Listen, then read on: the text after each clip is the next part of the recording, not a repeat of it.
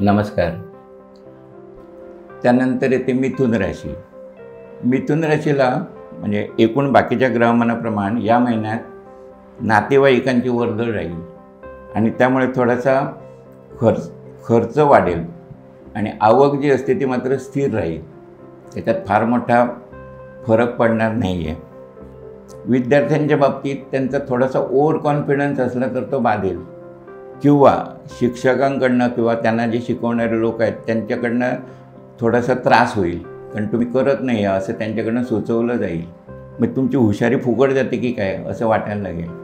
एखादं वाहन घ्यायचा जर विचार असेल तर तुम्ही यावेळी त्याचं प्लॅनिंग करू शकता. आत्ता घ्याल असं नाही सांगता येत, पण घेऊ शकता. किंवा प्रवासाचे जर पुढे आता सुट्टीत प्रवासाला जायचं असं योजना असतील तर त्या पूर्ण होऊ शकतील. मग त्या दृष्टीनं प्रयत्न करा. प्रेमी युगलांच्या भेटीगाठी घडतील असे योग आहेत, त्यामुळे त्या दृष्टीनं प्रयत्न करा. बुध मंगळाची जी युती 27 तारीखला होणार आहे ती नेमकी या राशीला 7व्या घरात होणार आहे. त्यामुळे तुमची जर भागीदारीचे काही व्यवहार असतील तर त्यामध्ये थोडासा म्हणजे वादविवाद होणं शक्य आहे किंवा लाईफ पार्टनर म्हणजे पत्नीशी थोडेसे मतभेद होण्याची शक्यता आहे. त्यामुळे थोडंसं जपून वागणं किंवा जपून बोलणं हे खूप आवश्यक आहे.